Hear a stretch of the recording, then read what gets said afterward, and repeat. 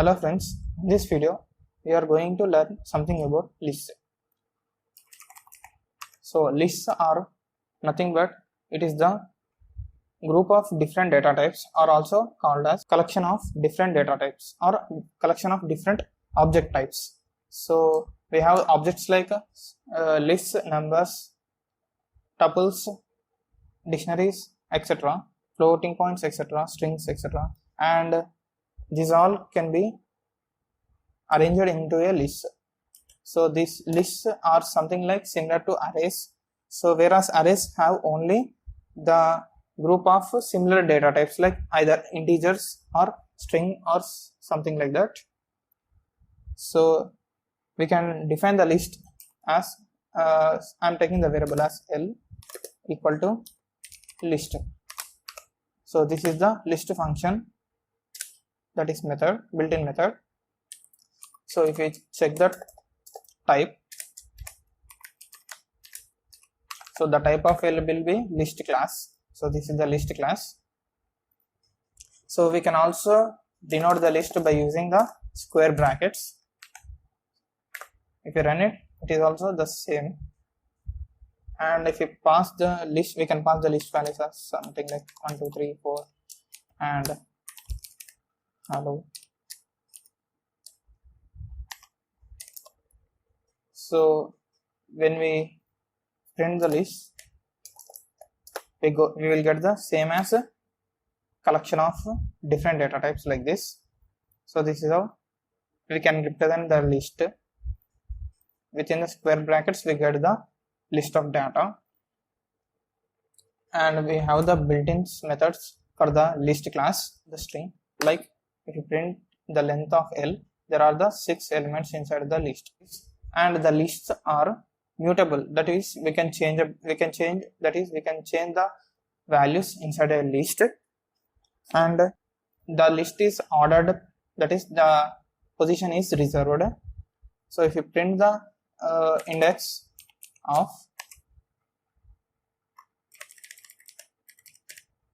L dot index of 3, so the position is 2, 0, 1, 2. This is the index is second position, and the list can be sliced and indexed. So if we do slicing like string, so we give the input as 3:6. So when we run it, we get the output as 4 hello 1.34. so thus slicing is done, and if we pass the index value like 5, we get the output as 1.34. so list index starts from 0 and ends like length minus 1. So this is how listing as slicing, and we can also do reversing by using as we done in strings, like this : -1, we give the reverse of the list. And we have the list methods like append is something like that which adds the element. If we pass something element in the append method, so that adds at the end of the list. So I pass 99, so this adds in the list. So this return, the methods will return none value as you see. So in order to get the value, so we can print the list.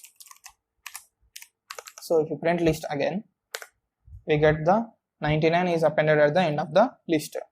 So this is how append will be used. So the append must we can pass also string like I. So when we run it again, so we got I, and we cannot pass the multiple argument like comma separator like hello and something like 99. If we print that, if we run it, we get the error that we can pass only one argument. And we can also pass a list that extends in the that do similar work as extend. If you do like 3, 4 I, so when we append this list, the list is total of one argument. So when we run it, it appends the list at the end of the list value, and I remove this and use extend. So extend will also do same. I run it again, so it just extend the list values like this. So it the list will be merged into this list, so these list values will be added into this. So here 3 4 high is added to just that L list. So this is how extend will works. And next, insert.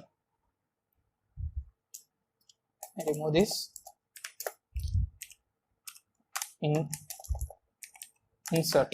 Insert is, we will insert a value at certain index position. Suppose we want to insert Python at the index position of 2. So we should pass the index, we should pass the string as Python and the index position as 2 comma index position and string. So when we run it, so at the position 0 1 2 second position it is inserted the Python. So this is how insert works. So if we can perform the insert as append also, just like, so when we use length of L, the Python will be inserted at the last position. So 1 2 3 4 hello 1.3. So Python is inserted at last position. So this is how the insert will access the append also. Next is the count.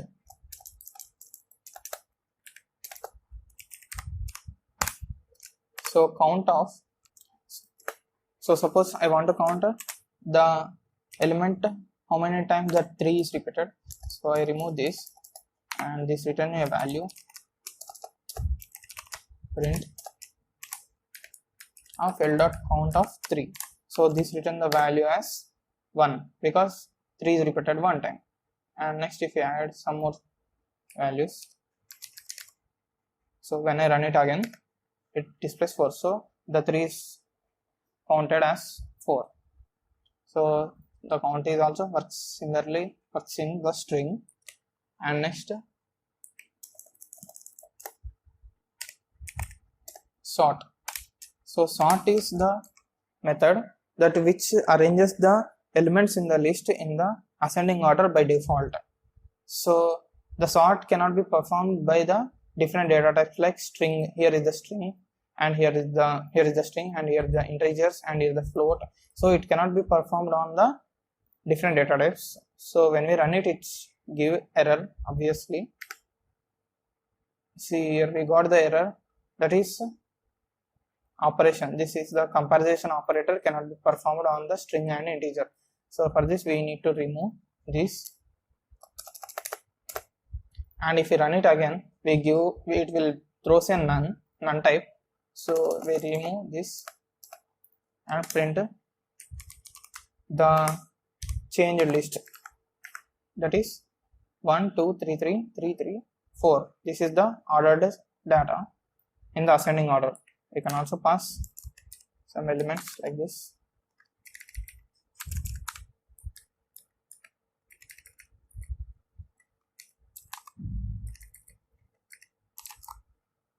So when we run it again, so all of these are arranged in ascending order by default. So this is how sort will works. And we can also pass the arguments inside a sort, like we can also pass the argument like reverse equal to true. So when we run it, we get the descending order. So by default the reverse will be false, and when we make it true, so it will print the reverse of the order. So this is how the sorting can be done like this. Without using the sort, we also have the reverse method. By using this reverse method, we can print the reverse of the data. So but here it is not sorted, it is just reversed the list. So if you want to reverse the list, like earlier we used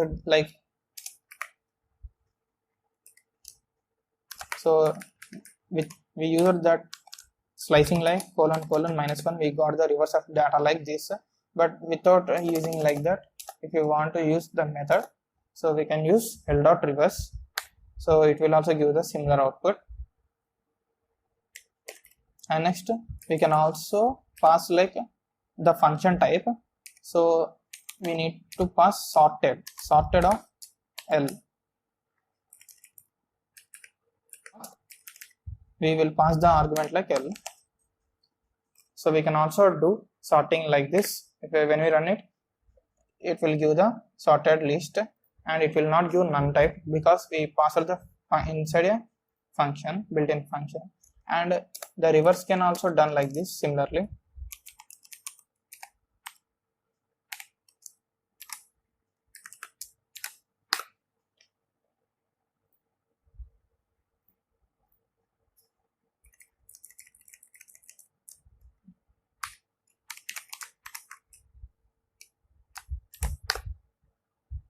So when we run it, we got the reverse of the data. So your reverse object is returning the object, and if we convert it into the list, we got the output as list of the reversed object. If you want to clear the data inside this list, we can just use l dot clear. So this will clear all the data inside the list. If we print the list, we will get the empty list. So here we got the empty list, so all the data inside the list will be cleared. And if you want to pop an item, so pop is nothing but by default we use pop list class dot method is pop.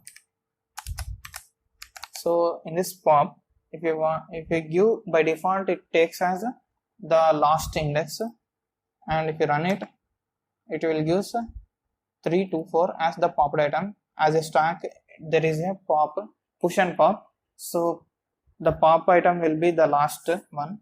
And if you want to pop the item by using the specific index like this, we will pass the index of this 0 1 2 3 4. If you will pass the 4 as the index, it will pop this item. And when we see the resulting list, there will be popped this data, and the resulting list will be the popped of that, this value get removed, and the result list will be updated. So similar to pop, we can also use remove. So by using this remove, it will, here instead of passing the index value, we can pass the value of the data like 6, we will pass like 2 3, we will pass this data into this, and it will get removed.